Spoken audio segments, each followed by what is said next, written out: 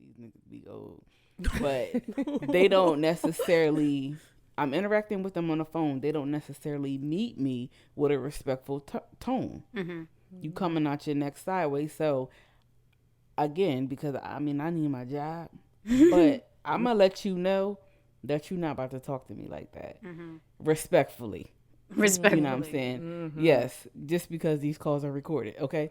I'm going to keep it cute in a sense. But it's kind of like funny for me because I feel like I'm going to be that old woman that's going to be saying whatever she going to say. Yes, you are. And don't check me. Oh, shit.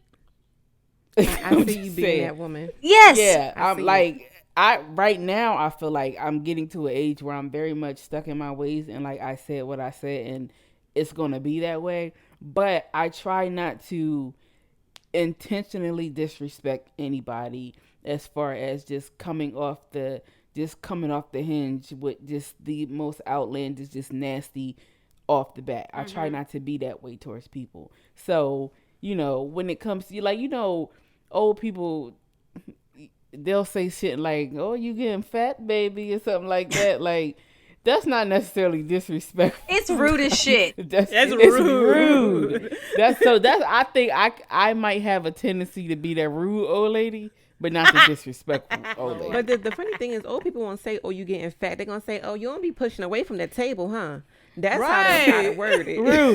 Rude. So that, yeah. So I think if an older person were to say something rude to me, I still might respectfully check you, but I don't think I would get like mad about it. But if you like coming off the, you know, use people and this it, yeah. bring it on down. Yeah. And I mentioned our unique position specifically because, like I said, we have the advantage of being around back then when that was the thing to do, and then we have the perspective of the younger people. My issue, right? Like I'm basically with all you guys. Like, you know, you're not gonna talk to me any kind of way. I don't give a fuck how old you are, but I'm still going to give the respect that I was brought up with because you're 106, right?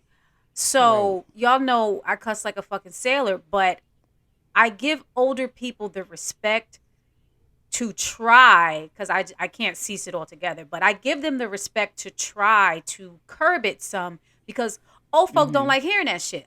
Most old folk don't like hearing that shit. You know, so I give them the respect as older people to try to curtail that, right? But these little motherfuckers these days don't give a shit. They don't care about nobody. They ain't got no fucking respect for nobody. Nobody. Not even themselves. Yeah. Nobody. They all out everywhere. Pants all down under their ass cheeks. Bruh.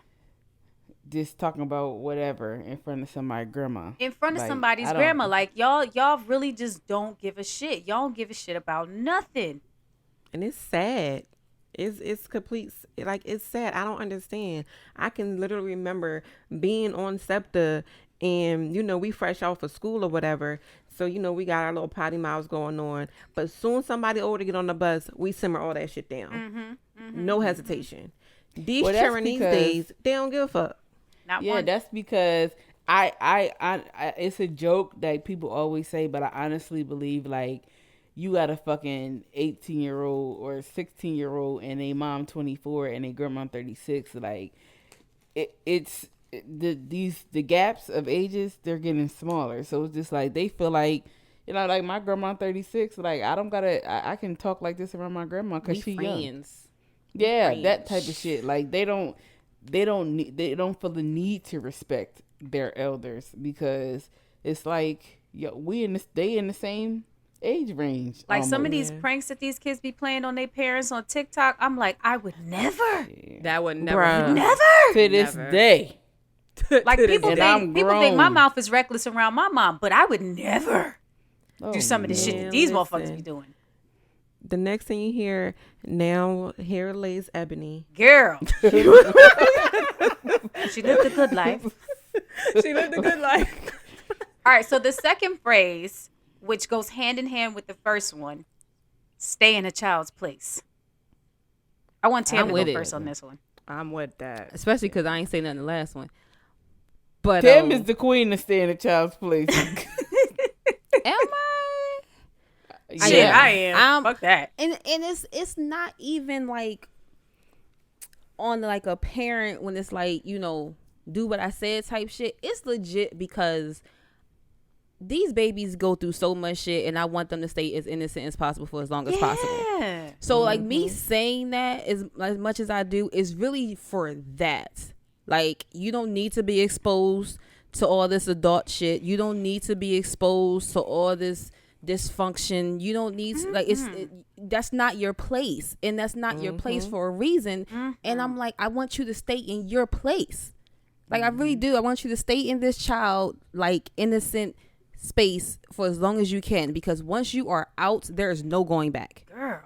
None. There's Like there's no There's going no back. more Toys R Us kids. It's And this world is like doo-doo. yo, and it's like that's Trash. like Trash. it's like a trauma. Like you can go like you can be traumatized by remembering when your innocence was taken. You know what I'm saying? Hopefully got, you know, nothing like that. But it's just like when it's like, yo, this is when I officially became like a teenager, or I was like, you know, not a child anymore. I wasn't innocent anymore. And it's like I really like that's my thing that I like fight for. I fight for the kids to stay kids as long as possible. So yes, I am the queen of stay in a child's place.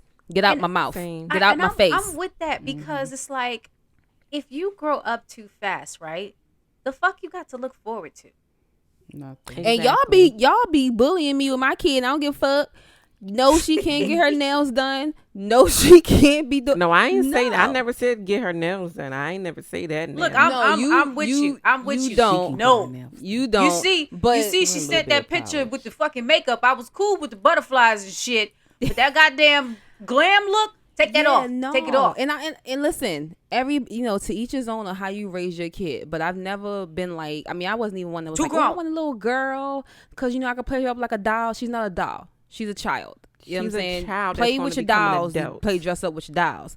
Leave the kids alone. So yes, and that is how I grew up. I could only wear clear polish till I was 16.